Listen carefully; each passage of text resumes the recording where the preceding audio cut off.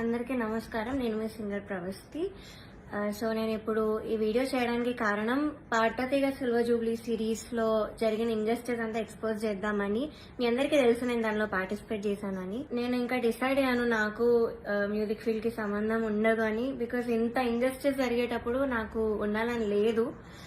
పాటతీగ reality shows అనే కాదు, దాని బయట కూడా చాలా జరుగుతున్నాయి. I make a different video for that. కానీ ఈ వీడియో మాత్రం ఓన్లీ ఫర్ పాటతీగ. హీరోయిన్ సార్ గురించి మాట్లాడదాం. అఫ్ కోర్స్ నాకు చాలా హేట్ వస్తుంది దీనికి మాత్రం, and I'm ready for it because I don't care. Personally నాకైతే నెగటివ్ కామెంట్స్ రాలేదు ఆయన దగ్గర నుంచి. బట్ సెట్ లో ఎలా మాట్లాడతారు, అసలు ఏం చెప్తారు అనేది నేను ఇక్కడ చెప్తాను. పాయింట్ నెంబర్ 1, మెలోడీస్ పాడిన వాళ్ళకి మాత్రం వాళ్ళు ఎలా పాడినా కూడా నేను ఆటోమేటిక్ గా మంచి స్కోర్ తీస్తాను అని ఆయన నోట్తో ఆయనే చెప్పారు. So he's very bias towards melody songs and his compositions. ఎలా పాడినా కూడా మార్క్స్ వేసేస్తారు. అయినే కాదు, అక్కడ ఉన్న సునీత గారు, చంద్రబోస్ సార్ కూడా, వీళ్ళందరూ కూడా అంతే. వాళ్ళ సాంగ్స్ పాడితే మాత్రం స్కోర్స్ ఆటోమేటిక్ గా మంచిగా వచ్చేసాయి. సో ఇది point number 1. Point number 2 is very very hurtful to me personally. Because నేను ఎలిమినేట్ అయ్యే ఎపిసోడ్ లోనే ఏదో విషయంలో నన్ను చూస్తూ చెప్పారు ఇది కూడా. సో ద థింగ్ ఇస్, నేను మీ అందరికీ తెలుసు సూపర్ సింగర్ లో నా ఫైనాన్షియల్ సిచ్యువేషన్ గురించి నేను అంతా బయట పెట్టాను. సో దానివల్ల నేను కొన్ని వెడ్డింగ్ షోస్ అలాంటివి చేయాల్సి వచ్చింది. సో ఈ పాయింట్ మీద సార్ మాట్లాడారు. ఏమన్నారంటే అసలు వెడ్డింగ్ షోస్ చేసేవాళ్ళు నా దృష్టిలో సింగర్సే కాదు, నాకు చాలా అసహ్యం, it's like your disrespecting music అని మాట అన్నారు. చాలా చాలా బాధ అనిపించింది. అదేంటి అంత స్టేజ్ లో ఉన్నాయని ఇలా మాట్లాడారేంటి అని. సో ఇదొకటి, నన్ను చూస్తూ మాట్లాడారు ఇంకా. So it was very hurtful. Point number 3, so third వచ్చిన వాళ్ళకి ఆయన 1 lakh ఇస్తా అని చెప్పారు. 4th ప్రైజ్ వాళ్ళకి మూవీలో సాంగ్, అండ్ 5th ప్రైజ్ వాళ్ళకి ఆయన గ్రూప్ లో చేర్చుకుంటామని చెప్పారు సార్.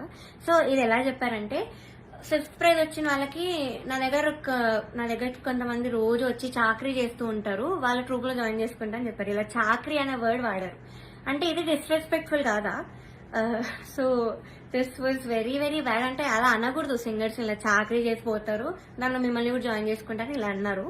సో మీకు ఎలా అనిపిస్తుందో ఇంకా మీరు ఆలోచించండి ఒకసారి. అందరికీ నమస్కారం. This is Harika Narayan. నేను రీసెంట్ గా వీక్షణ అని ఒక ఇండిపెండెంట్ మ్యూజిక్ వీడియో చేశాను.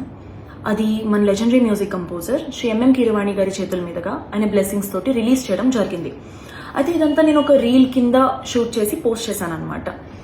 అయితే ఇప్పుడు ఈ వీడియో చేయడానికి కారణం ఏంటంటే, ఒక న్యూస్ ఛానల్లోని పర్టిక్యులర్ జర్నలిస్ట్ నా రీల్ని completely out of context use చేసి లైవ్ టెలికాస్ట్లో దాని మీద జడ్జ్మెంట్స్ పాస్ చేస్తూ నెగటివిటీ స్ప్రెడ్ చేయడం జరిగిందనమాట. నాకు అది అస్సలు నచ్చలేదు.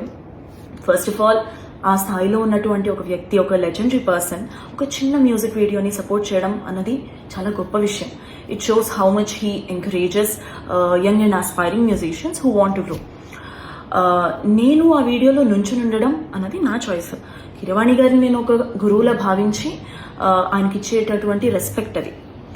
అయినా అసలు కీరవాణి గారి దగ్గర వర్క్ చేసేటటువంటి ఏ మ్యూజిషియన్ అయినా, ఏ సింగర్నైనా, వర్క్ చేసే ఏ మనిషినైనా అడగొచ్చు మీరు, ఆయన ఎలాంటి వారో, ఆయన వాల్యూస్ ఎలాంటివో, ఒక సాటి మనిషికి ఆయన ఇచ్చే రెస్పెక్ట్ ఎలాంటిదో అన్నది.